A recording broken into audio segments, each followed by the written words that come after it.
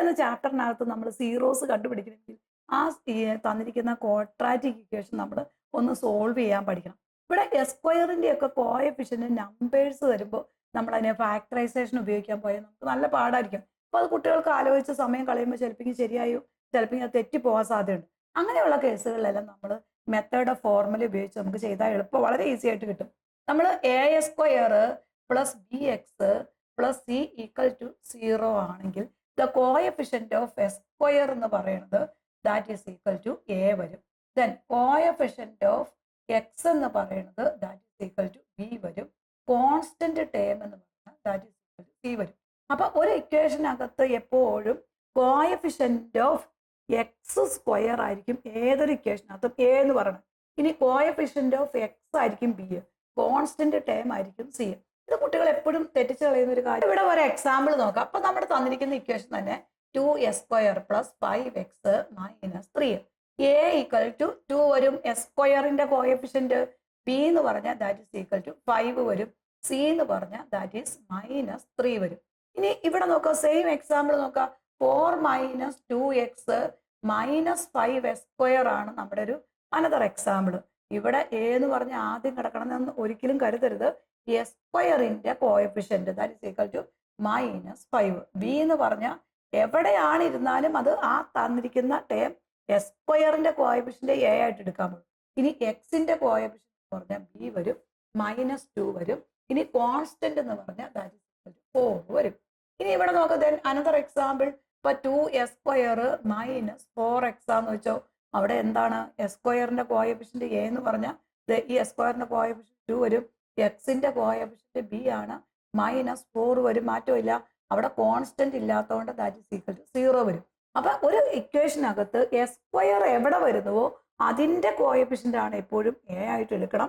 എക്സിന്റെ coefficient that is equal to B, constant term എന്ന് പറഞ്ഞാൽ സി. അത് ഫസ്റ്റോ സെക്കൻഡോ തേർഡൊന്നുമല്ല, അത് എവിടെ വേണമെങ്കിലും തരാം. ഇപ്പൊ എക്സ് ഇല്ലെങ്കിൽ ആ ടേം അവിടെ ബി അവിടെ 0 ആയിട്ട്. സി എന്ന് പറഞ്ഞാൽ ഇല്ലെങ്കിൽ സി, അതായത് കോൺസ്റ്റന്റ് ഇല്ലെങ്കിൽ അവിടെ സി എപ്പോഴും എന്തായിരിക്കും 0 ആയിരിക്കും. ഈ ഒരു ഇക്വേഷൻ തന്നാൽ നമുക്ക് ഈ ക്വാഡ്രാറ്റിക് ഫോർമുല വെച്ച് എങ്ങനെ ഇത് സിംപ്ലിഫൈ ചെയ്യാൻ നോക്കാം. എപ്പോഴും എസ് സ്ക്വയറിന്റെ കോഎഫിഷ്യന്റ് നമ്പറുകൾ വന്നു കഴിഞ്ഞാൽ ക്വാഡ്രാറ്റിക് ഫോർമുല കൊടുത്താൽ മതി. ഇപ്പൊ that is x equal to minus b plus or minus root b square minus 4ac divided by 2a. ഇതാണ് നമ്മൾ a square plus B X plus C equal to 0 എന്ന് പറഞ്ഞു. ക്വാഡ്രാറ്റിക് ഫോർമുല ഉപയോഗിക്കുമ്പോൾ നമ്മൾ formula ഇതാണ്. A square plus B X plus c എന്ന് പറയുന്ന ഒരു ഇക്വേഷൻ, ഒരു സെക്കൻഡ് ഡിഗ്രി ഇക്വേഷൻ നമ്മൾ ക്വാഡ്രാറ്റിക് ഫോർമുല ഉപയോഗിച്ച് സിംപ്ലിഫൈ ചെയ്യാം. എക്സിന്റെ വാല്യൂ കണ്ടുപിടിക്കാൻ പറ്റും. അപ്പൊ എക്സ് ഈക്വൽ ടു എന്താ മക്കളെ, minus b plus or minus root b square minus 4ac divided by 2a വരും. ഇതിനകത്ത് ഈ root b square minus 4ac നമ്മൾ ഡിസ്ക്രിമിനന്റ് എന്നാണ് പേര് പറയുന്നത്. ഡിസ്ക്രിമിനന്റ്. ഇതിനകത്തൊരു നേച്ചർ ഉണ്ട്. ക്വാഡ്രാറ്റിക് ഇക്വേഷൻ എന്ന ചാപ്റ്ററിൽ ഓൾറെഡി നമ്മൾ ഇത് പഠിക്കുന്നുണ്ട്. Then b square minus 4ac equal to 0 ആണെങ്കിൽ റിയൽ ആൻഡ് ഈക്വൽ റൂട്ട് ആയിരിക്കും. Then b square minus 4ac greater than 0 ആണെങ്കിൽ റിയൽ ആൻഡ് അൺഈക്വൽ റൂട്ട് ആയിരിക്കും. ഇനി b square minus 4ac less than 0 ആണെങ്കിൽ ഇമാജിനറി റൂട്ട് ആയിരിക്കും.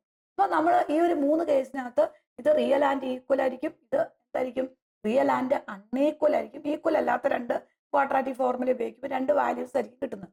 ഇത് B square minus 4ac less than 0 ആണ്, അതിനെ നമ്മൾ പറയും ഇമാജിനറി റൂട്ട് അല്ലെങ്കിൽ കോംപ്ലക്സ് നമ്പർ എന്നാണ് പറയുന്നത്. ഇമാജിനറി റൂട്ട് ആയിരിക്കും. ഇങ്ങനെ വന്നു കഴിഞ്ഞാൽ നമ്മൾ അതിനെ സോൾവ് ചെയ്യാൻ പറ്റില്ല എന്ന് എഴുതിയാൽ മാത്രം മതി. ഇനി നമ്മൾ ഈ ഒരു ഫോർമുല വെച്ച് എങ്ങനെ ഈ 2s square plus 5x minus 3 simplify ചെയ്യാൻ നോക്കാം. അപ്പൊ ഇവിടെ നമുക്ക് തന്നേക്കുന്ന ഒരു ക്വസ്റ്റ്യൻ കിട്ടിക്കഴിഞ്ഞാൽ ആദ്യമേ 2s square plus 5x minus 3. ഏറ്റവും ഇമ്പോർട്ടന്റ് ആയിട്ടുള്ള കാര്യം എ ബി സി എന്നുള്ളത് കറക്റ്റ് ആയിട്ട് എഴുതാം. That is a is equal to coefficient of S square that is equal to 2. Then b equal to coefficient of x that is equal to 5. C is equal to constant that is equal to 3 വരും.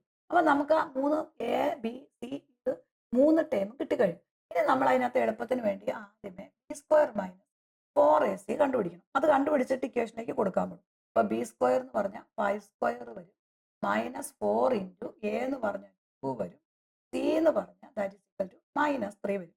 ഇത് 25 വരും. ഇവിടെ 4 into 2 8 വരും, 8 into 3 24 വരും, plus 24 വരും. 25 plus 24 എന്ന് പറഞ്ഞാൽ that is equal to 49. അപ്പം 49 കിട്ടിക്കഴിഞ്ഞാൽ അതിൻ്റെ റൂട്ട് എടുത്തു കഴിഞ്ഞാൽ അവിടെ നമുക്കൊരു നമ്പറായിട്ട് കിട്ടും. അതെല്ലാം ഈ ഇക്വേഷനിലേക്ക് നേരെ സബ്സ്റ്റിറ്റ്യൂട്ട് ചെയ്യും. ബി സ്ക്വയർ മൈനസ് 4ac നമുക്ക് 49 കിട്ടി. അങ്ങനെയാണ് ഈ root b square minus 4ac എത്രയായിരിക്കും മക്കളെ? That is equal to root 49 വരും. ദാറ്റ് ഈസ് ഈക്വൽ ടു 7 വരും. പ്ലസ് ഓർ മൈനസ് എഴുതേണ്ട ആവശ്യമില്ല, 7 ഓൾറെഡി എഴുതിയാൽ മതി. ഇനി നമ്മൾ ഇതെല്ലാം നമ്മുടെ ഫോർമുലയിലേക്ക് കൊടുക്കണം. അപ്പോൾ x equal to minus plus or minus root b square minus 4ac divided by 2a ആണ്.